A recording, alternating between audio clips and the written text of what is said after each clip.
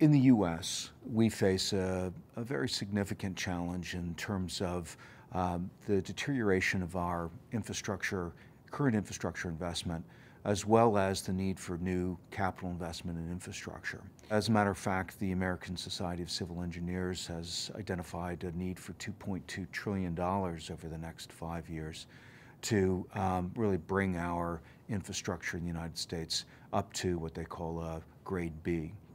In looking at what our infrastructure investment requirements are in the United States, the U.S. Department of Transportation wanted to understand how other countries around the world have allocated scarce public monies to priority infrastructure projects.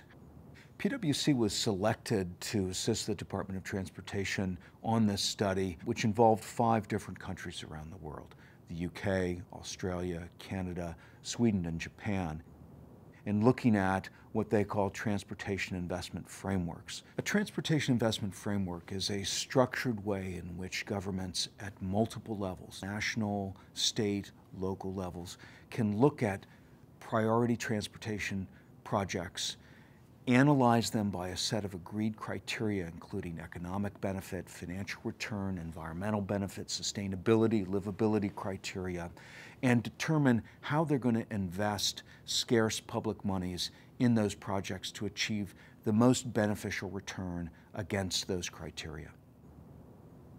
The key lessons learned in the use of transportation investment frameworks are, if you can establish a methodology and framework by which you are evaluating projects, first and foremost, you create a certain transparency and accountability around how public monies are being used and how they're being applied.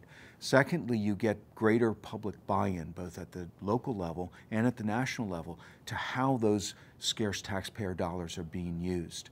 Thirdly, you create an accountability framework, so you are allowing the public and the stakeholders in these projects to understand how the money is being invested, what the expected returns and benefits are from those investments, and you're able to measure them over time so that you can actually determine whether those benefits were achieved or not.